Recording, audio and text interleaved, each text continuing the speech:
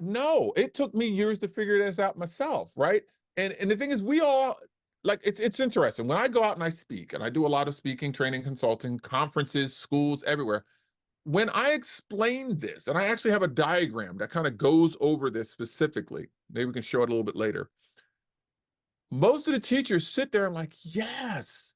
It's one of those situations where they do know it, but they didn't know that they knew it, right? So by me clarifying it, and I know it sounds very scientific, but it's the truth. Most schools don't know this. What they do is they do fun things to make people feel better. Or then some teachers and some educators, they're just riding on negativity, like hold them accountable.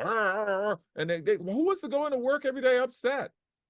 And it's once you have this clarity as to what climate and culture really is, and the thing of it's very simple.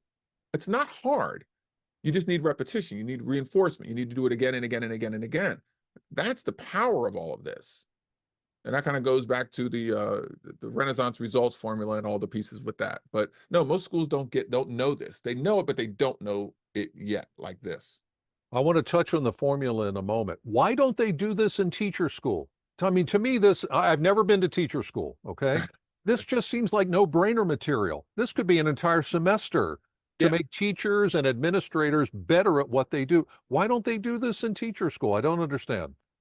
Well, for someone who's gone through teacher school and someone who's gone through administrator school, a lot of the foundational pieces of what's focused in and talked about uh, in those schools, curriculum, instructional strategy, data analysis. And they talk about learners, the students as learners, but they don't dig into relationships, climate culture. They find that to be soft skills, which they're now realizing it's not just soft skills.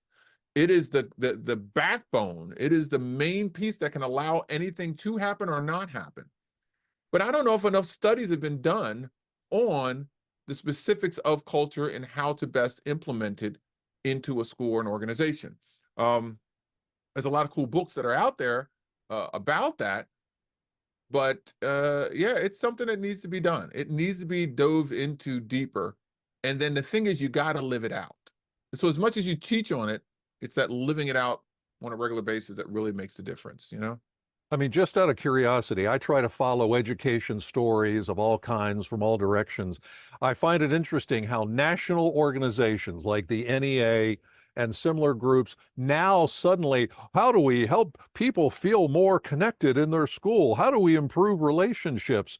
And every Mhm. time I see this new stuff, I'm just thinking, where have you been? Renaissance has been around for 30 something years. Yeah, yeah. And again, going back to your pandemic statement in question, again, like I said, the thing about the pandemic is people finally were like, oh my goodness, climate and culture is so important. The lack of relationships caused such a deficit and a problem. We need to better develop that. We need to better implement those relationship pieces even more.